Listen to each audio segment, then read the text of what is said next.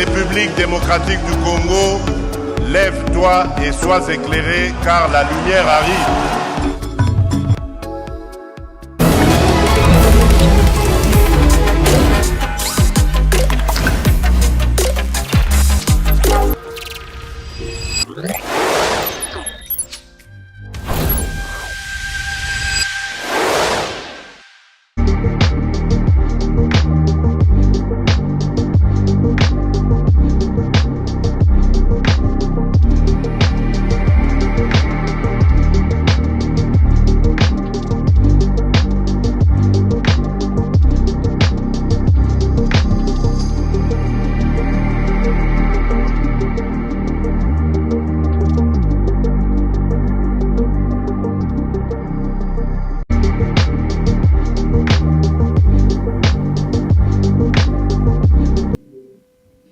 La révision ou les changements de la Constitution en République démocratique du Congo. Est-ce qu'on est pour? Est-ce qu'on est contre? Qui a raison? Qui a tort? C'est un sujet qui fait couler encre et salive. Ça continue à diviser la classe politique. Ça continue à diviser également l'opinion tant nationale et internationale. Fidèles téléspectateurs, voilà les sujets qui feront l'objet de notre réflexion autour de ces assises. Bienvenue dans ce nouveau numéro de votre émission Interview sur votre chaîne. Fidèles téléspectateurs, permettez la tautologie. Aujourd'hui, nous avons un réel plaisir de recevoir bienvenue Luko Kissa. Il est assistant à l'Université pédagogique nationale et il est en même temps analyste politique. C'est avec lui que nous allons essayer de nous entretenir autour de ces assises. Monsieur, bienvenue, Kiboula. Bonjour.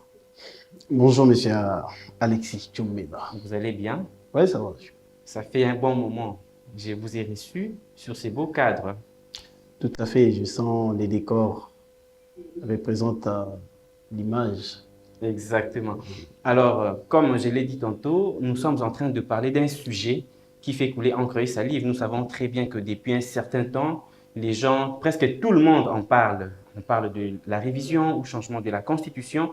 D'un côté, il y a des personnes qui se disent être partants et de l'autre côté, on se dit non, on ne peut pas toucher à ça. Pourquoi? Parce que c'est quand même une loi qui est verrouillée. C'est une loi qui régit la République.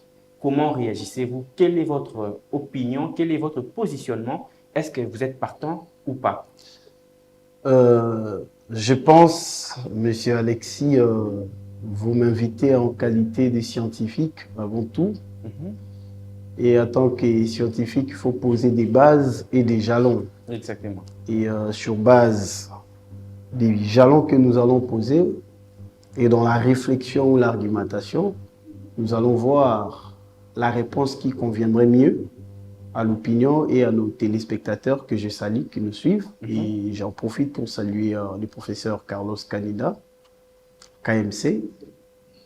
Bon début de semaine à vous, sans oublier mon ami Deires Kassomo, les conseillers, et Charité Kayembe Faïla, je vous salue. Alors, le changement ou la révision constitutionnelle. L'opinion se retrouve entre la plume d'un côté et le plancher. Il faut parler de quelle constitution? La constitution de la République démocratique du Congo. Exactement. Et la constitution qui a été promulguée le 20 février 2006. Nous sommes pratiquement les 26 mai 2026. Dans la périodicité, vous allez vous retrouver qu'il s'agit, on parle d'un enfant de 20 ans. Mais les gens qui disent que la Constitution est verrouillée, qui ne peut pas être changée ou ne peut pas être modifiée, moi je pense que la Constitution elle-même prévoit les mécanismes de sa modification, déjà. Donc la Constitution est modifiable. Si on regarde l'article 222, 217, on parle des conditions de révision de la Constitution. Est-ce la République devra être suspendue à la suite de ces débats? est-ce que nous allons changer comme on a changé des Kasavubu? Il a fallu changer Kasavubu.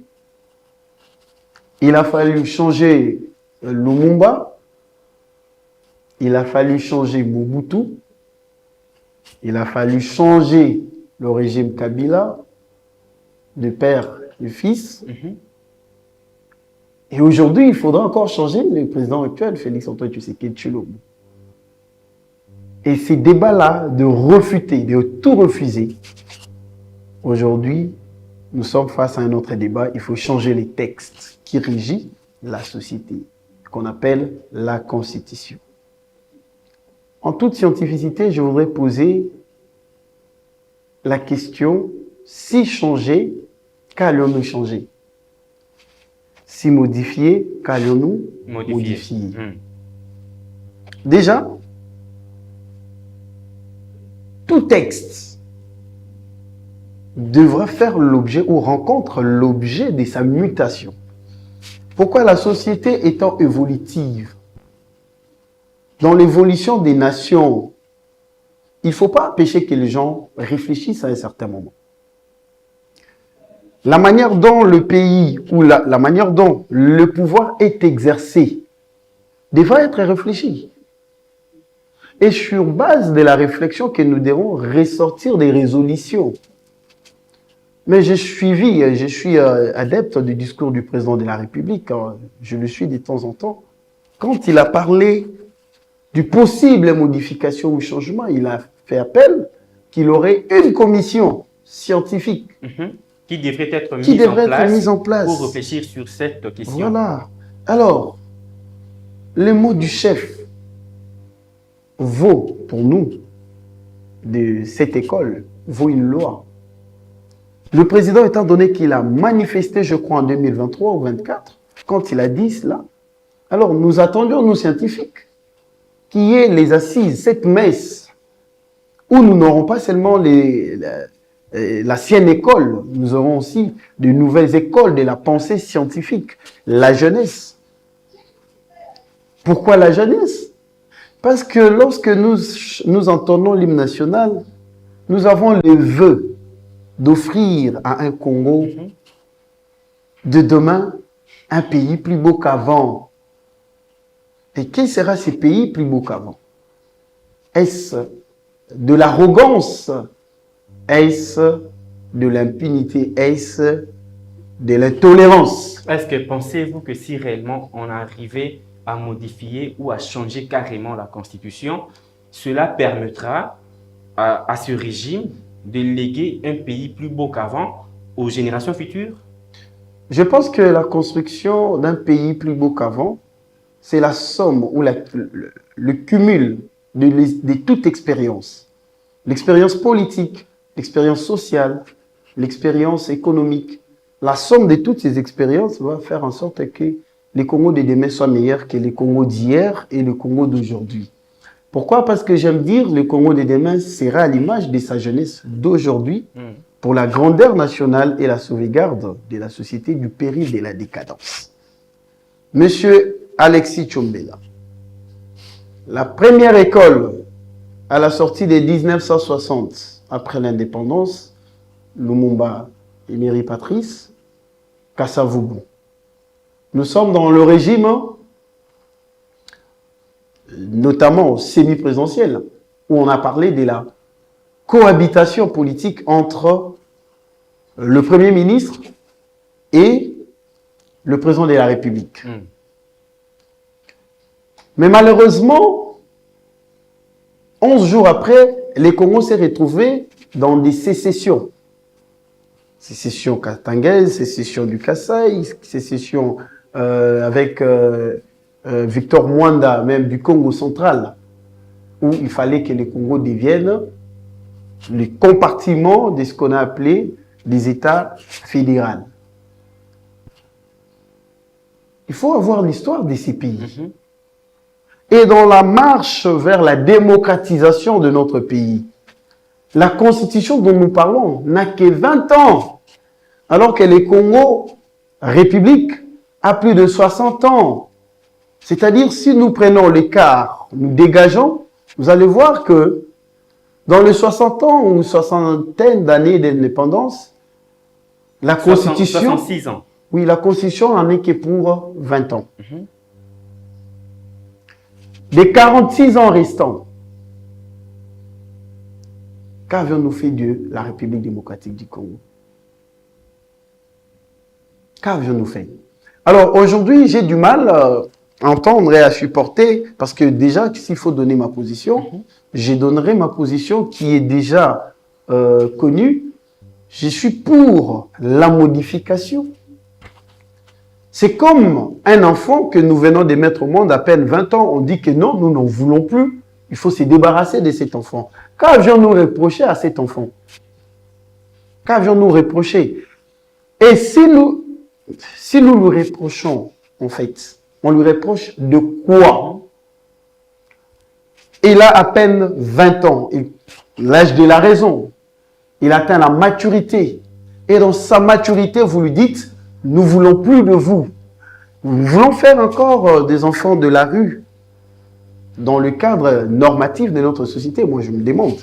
Et je dis et j'estime, nous devrions modifier la Constitution sur base de ce qui ne marche pas. Mais s'il faudrait changer la Constitution, qu'est-ce qu'il faut faire? Nous devons découler, comme j'ai donné le tableau de 1960, avec l'échec de la cohabitation politique, avec l'expérience de 2019, le 24 janvier 2019, où nous avions parlé la magie de la nouvelle école, de l'alternance politique. On a basé sur la coalition, parce qu'on n'a pas voulu que les erreurs de 1960 nous rattrapent. Mais malheureusement, nous nous sommes encore retrouvés sur la phase de départ de 1960. Aujourd'hui, il y a la partie Est qui échappe aujourd'hui et qui devient le bastion des événements tragiques dont je condamne et que nos frères et sœurs sont victimes. Alors, s'il faut changer, Monsieur Alexis, nous devrions repenser le modèle de la gouvernance politique en République démocratique du Congo pour le Congo de 1950, pour le Congo de 1900. Les Congos plus beaux qu'avant. Très bien. Vous avez donné votre position, vous êtes d'accord pour qu'il y ait modification. Oui. Par contre, il y a d'autres personnes qui estiment qu'il faudrait carrément changer la Constitution. Alors, restons toujours dans votre positionnement. Oui. Lorsque vous admettez qu'il y ait modification, est-ce que, je sais que vous n'êtes pas juriste, néanmoins, vous avez quand même eu à feuilleter, soit à lire la Constitution plusieurs fois. Quels sont les articles qu'il faudrait normalement modifier qui, entre guillemets, bloqueraient le chef de l'État, soit ceux qui nous dirigent, soit à subvenir aux besoins de la population? Voilà, une très belle question. La Constitution ne bloque pas les gens, ne bloque pas les dirigeants à remplir leurs devoirs constitutionnels, mais la Constitution leur donne les possibilités. Vers les articles 90, on définit le gouvernement, qui est conduit par un premier ministre, dont les attributions sont connues. OK? Oui. Et vers les articles 80, 70 ou 80, donne le pouvoir au président de la République sur les matières qui lui reviennent. Mais la Constitution ne lui bloque en rien. La Constitution ne bloque en rien le gouvernement d'offrir le bien collectif à la population. Mais il rappelle au gouvernement les devoirs, la mission pour laquelle ils ont été mandatés. Article 36 dit « Le travail est un temps droit pour tout Congolais. Est-ce qu'au ministère de l'Emploi, Prévoyance sociale, PME, tout ce qui va avec, qu'est-ce qui leur avait manqué? Combien d'emplois ils ont-ils voulu créer et que la Constitution leur bloquait? Aucune disposition. Nous allons vers les articles 170 où on parle de la matière concurrente entre le gouvernement central et les gouvernements et les assemblées, les provinces. Les matières concurrentes entre le gouvernement central et les provinces. Qu'est-ce qui est bloqué pour que réellement les provinces bénéficient de ce qu'on appelle les 10% de rétrocession qui est logé dans la caisse des péréquations, qui devrait faire l'équilibre, donc le développement à la base. La Constitution n'a pas empêché ni le président, ni le premier ministre, ni les ministres, ni les mandataires à remplir leurs devoirs, qui d'ailleurs devient une obligation. Ils sont obligés à nous offrir un environnement sain et propice.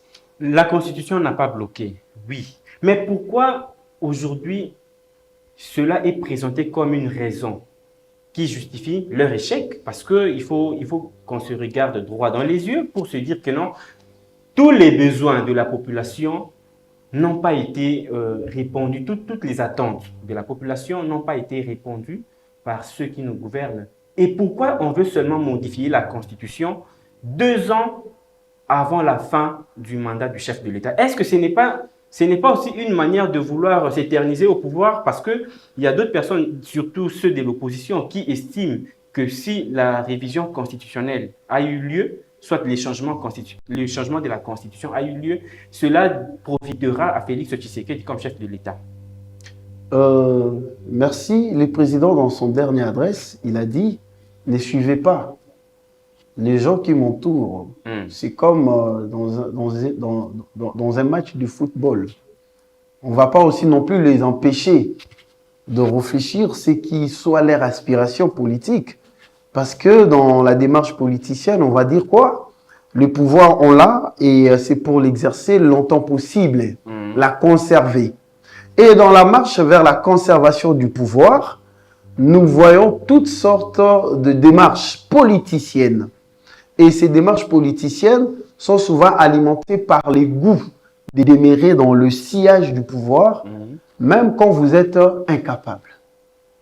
Même quand vous êtes quelque chose à ne pas encourager. Oui, même quand vous êtes incapable. Même lorsque vous êtes défaillant dans votre secteur. Est-ce le président lui-même, dernièrement, quand il a fait la ronde de la ville, a-t-il été content? Non, on a vu sur les images qu'il a été mécontent. Mais vous allez voir que ce sont les mêmes personnes qui lui fait cette chanson. Malheureusement, c'est pour lui caresser dans le sens contraire de la peau. Alors, est-ce le président a pour vocation de s'éterniser au pouvoir? Ça aussi, c'est non. On l'en a dit quand on a eu le président Joseph Kabila. On a dit qu'il voulait modifier, changer pour qu'il demeure au pouvoir. Tout ça, c'est du déjà vu. Mais aussi, ce qui pilonne la démarche de 4, parce que c'est ça d'ailleurs leur optique, 4 qui représentent la 4e République. OK? Et dans ces 4 dont ils font allusion, quelle a été l'expérience de la Première République? Est-ce que nous avions audité l'histoire pour ressortir les pics et les creux? Est-ce que nous avions audité la Deuxième République? Quels sont les faits fâcheux de la Deuxième République? Du point de vue politique, du point de vue social, du point de vue juridique, du point de vue économique et du point de vue environnemental. Et qu'en est-il de la Troisième République? La jeune. Et quand nous allons basculer vers la quatrième République, quelles seront les aspirations du renouveau? Alors, moi, en leur place, j'auditerai l'histoire. Voilà pourquoi le président, très sage, depuis 2024, il dit « Je mettrai en place une commission scientifique ». Pourquoi la commission scientifique? Cette commission scientifique allait avoir pour vocation de dégager les écarts des incongruités qui existent entre les besoins réels de la population et la qualité des services offerts par le gouvernement. Mais ça ne sera pas une façon de remettre en cause les efforts qui ont été fournis par les scientifiques ou les intellectuels qui ont participé à la rédaction de cette constitution? J'ai dit, si j'entre dans l'ère logique des quatre, c'est que je ferai et c'est que le président aurait voulu que ça soit fait, mais malheureusement qu'on ne lui amène pas sur ces champs-là. Quelles sont les difficultés rencontrées dans la Première République du point de vue politique, du point de vue juridique, du point de vue économique? Ce qui n'a pas permis à ce que les Congolais de la Première République vivent un pays beau comme meilleur. Quels en sont les faits qui se sont découlés des autres républiques qui n'a pas marché? Et sur base de l'audit du fichier, du document qu'on appelle Constitution, sur ses faiblesses et sur ses forces, on offre aux générations futures une nouvelle Constitution qui ne répondrait pas les erreurs de la Première République, les erreurs de la Deuxième République, les erreurs de la Troisième République, pour que la quatrième soit la République dans laquelle nous n'aurions plus le bruit des bottes, la République dans laquelle nous n'aurons pas les koulouna dans nos avenues, la Constitution ou la République dans laquelle nous n'aurons pas des salubrités, ça et là, la République où on n'aura pas des nids de poules sur nos chaussées, la République où on ne manquerait plus de l'eau, non plus d'électricité, non plus de route, non plus à manger. Qu'est-ce qui rassure, Monsieur Bienvenu, que si on modifie la Constitution, celle-ci sera respectée pendant la 4e République, on n'aura plus les bruits des bottes, comme vous l'avez dit, et puis la guerre finira complètement. Qu'est-ce qui rassure? Parce qu'on connaît quand même les joueurs et leurs jeux, on sait comment fonctionnent nos politiciens. Parfois, tant que la chose n'est pas encore faite, on a un autre langage, on a un autre discours. Mais une fois on arrive là, soit si on arrivait à le faire, apparemment les touches changent. Oui. Qu'est-ce qui va nous rassurer? Qu'est-ce qui va nous garantir que s'il y a changement de la Constitution, parce que vous êtes déjà partant, qu'il y aura respect total de ces documents? Je suis partisan, je suis vraiment partisan du vrai changement, pas de la Constitution seulement, parce que la Constitution ne découlerait que des fruits du travail des hommes qui n'aiment pas les changements, mais qui obligent que les textes changent. Le vrai changement devrait être opéré dans nous, l'homme congolais, l'acteur politique congolais avide, égoïste. Ils ont accompagné Mobutu jusqu'à la tombe. Ils ne l'ont même pas accompagné jusqu'à la tombe. Ils ont fait la même chose avec Mouzé. Ils ont fait la même chose avec Joseph Kabila. Ils font la même chose avec le président Félix Antoine Tshisekedi Tshilombo. Pour moi, le vrai changement ne réside pas dans le changement des textes, mais dans le changement de l'homme. Si nous nous basons sur la qualité de l'homme que nous avons besoin pour la 4e République ou la 4e République, c'est là que nous allons réussir la démarche. Mais tant que nous aurons toujours ces politiciens dont le privilège des gyrophares, ils sont autorités quand ils sont dans leur véhicule des services, ils oublient que le carburant qu'ils utilisent, qu'ils brûlent, c'est issu de nos impôts. Mais quand on est sur la chaussée, ils nous cognent dans nos véhicules, ils renversent les piétons, ils renversent le vendeur ambulant, ils tabassent tout le monde sur la chaussée. Quand tu es sur la moto, on te klaxonne comme si on a envie de te ôter la vie. Ça, ce sont les gens qu'il faut d'abord changer. Mais est-ce que la révision constitutionnelle arrivera maintenant à changer ce système-là? Parce que nous avons l'impression qu'il y a un système qui est mis en place selon lequel, lorsque vous entrez, lorsque vous êtes dans les affaires, vous pouvez avoir des bonnes idées, des ambitions, mais aussitôt arrivé là, vous changez directement votre face, votre manière de voir les choses. Avec la révision constitutionnelle, ce système pourrait être changé. La révision Parce que j'estime, je l'ai dit, il s'agit d'un enfant de 20 ans. À peine il a compris ce que c'est la vie, la jeunesse. Il a passé la jeunesse. Il devient mature. Si, dans les erreurs, dans les essais et ratés de la vie, il n'a pas appris, c'est à nous, qui sommes plus âgés que lui, de lui orienter. Et la modification de la Constitution, selon moi, s'inscrirait dans la logique de faire quoi? D'orienter notre enfant de 20 ans. Regarde, tu as été jeune, tu as produit ça, tu as produit ça. Nous avons payé les prix. Et aujourd'hui, nous voulons t'orienter. Comme on dit, hein, dans la vie, pour se faire l'édifice, hein, il faut se faire tailler. Le processus de taillage, c'est la somme des expériences que nous, vous et nous, avions constatées, vécues, qui fera en sorte qu'on améliore et que nous ayons demain un parent. La Constitution qui sera parent, qui sera géniteur, qui deviendra géniteur d'une société meilleure.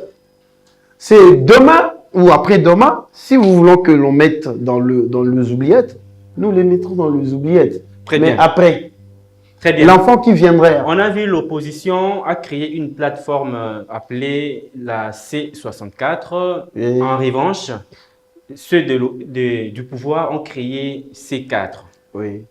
Vous êtes dans quelle plateforme? Oh. Et vous soutenez laquelle?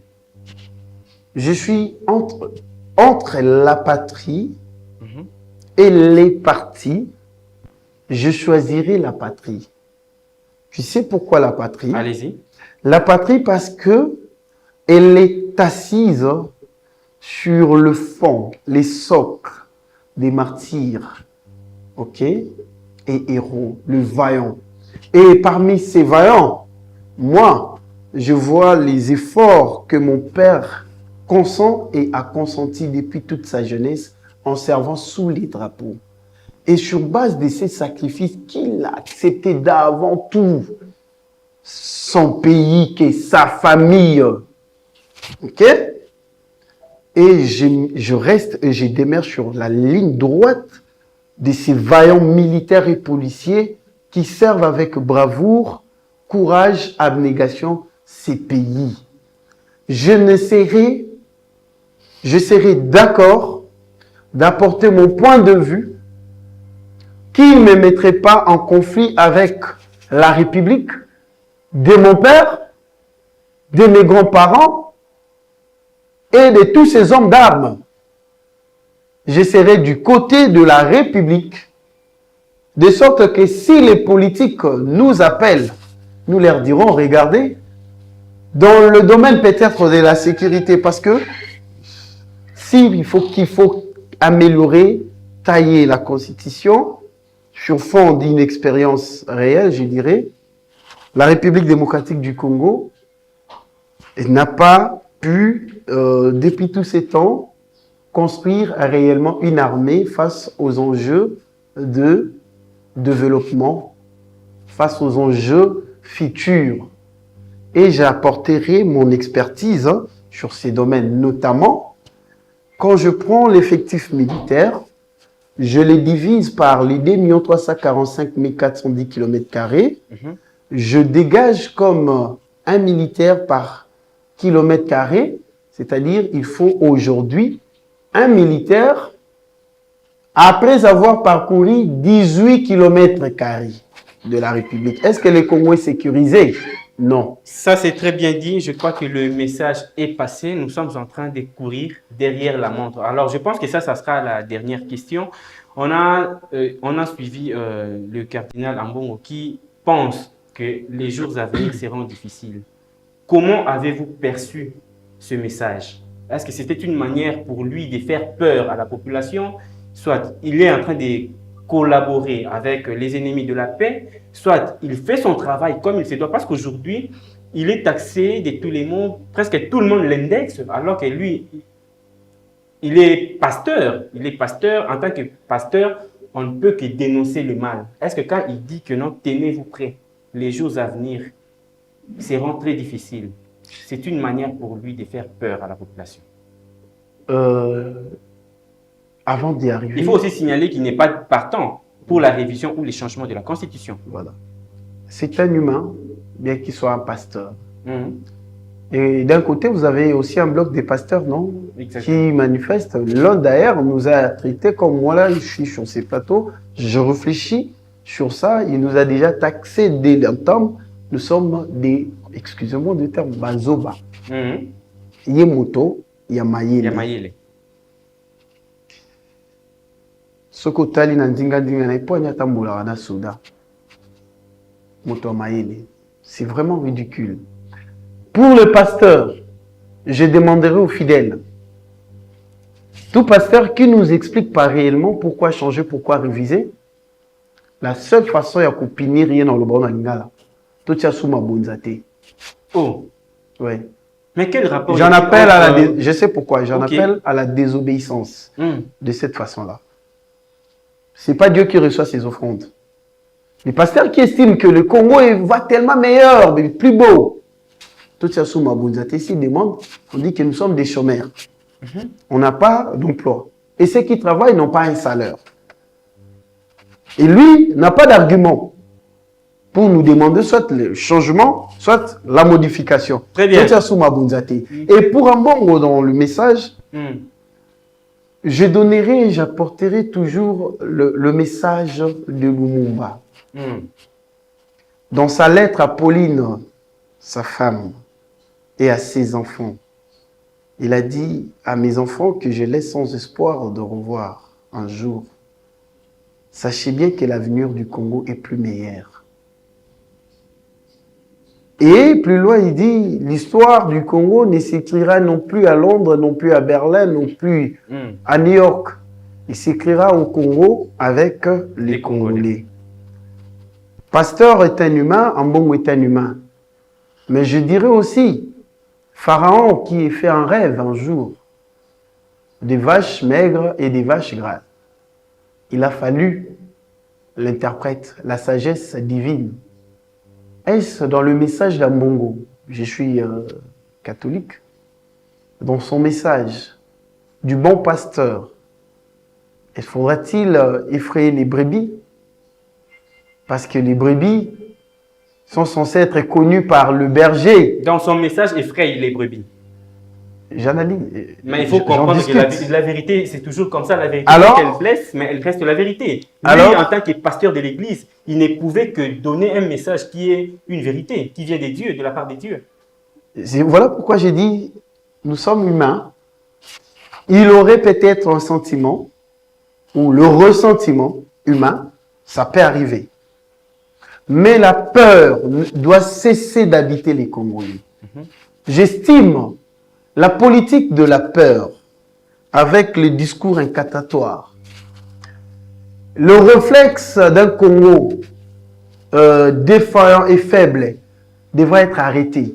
Nous devons penser un Congo debout. Très bien. Nous devons penser un Congo debout. Nous sommes arrivés à la fin de cette émission. Je vous donne au moins 1 minute. Vous allez vous résumer dans peu de mots par rapport à tout ce qui a été dit sur ce plateau. Je sais que vous avez beaucoup à dire, mais en tout cas, la télévision, c'est l'heure. Nous sommes en train de courir derrière la montre. Donc, la caméra est devant vous. En tout cas, vous n'avez qu'1 minute. En 1 minute, je dirais changement, révision, mais le Congo de demain a besoin plus d'un pays où on n'aura plus la majorité parlementaire, mais la majorité communautaire, parce que nous sommes des communautés. Et lorsque nous allons cesser de parler de la démocratie occidentale pour parler de la démocratie consensuelle, et dans cette démocratie consensuelle, c'est cette démocratie où il n'y a pas le pouvoir de la majorité contre le pouvoir, contre l'opposition. C'est ensemble, dans le synergie constructive, que moi je vois les Congos, que j'appelle la démocratie consensuelle, où l'opposition ne sera pas comme la pesanteur, mais sera comme acteur dans l'action collective pour offrir un Congo plus beau qu'avant à des générations futures. Merci beaucoup. Bienvenue au Kokissa. Je rappelle que vous êtes assistant à l'Université pédagogique nationale et vous êtes également analyste politique. Merci d'avoir répondu à notre invitation. Merci beaucoup, monsieur Alexis Tchombela. Ça a été un plaisir. Alors, fidèles téléspectateurs, c'en est fini pour aujourd'hui. Restez branchés, restez scotchés, restez fidèles au programme de la C+ Télévision. Au revoir et à la prochaine. Alors, merci. Père.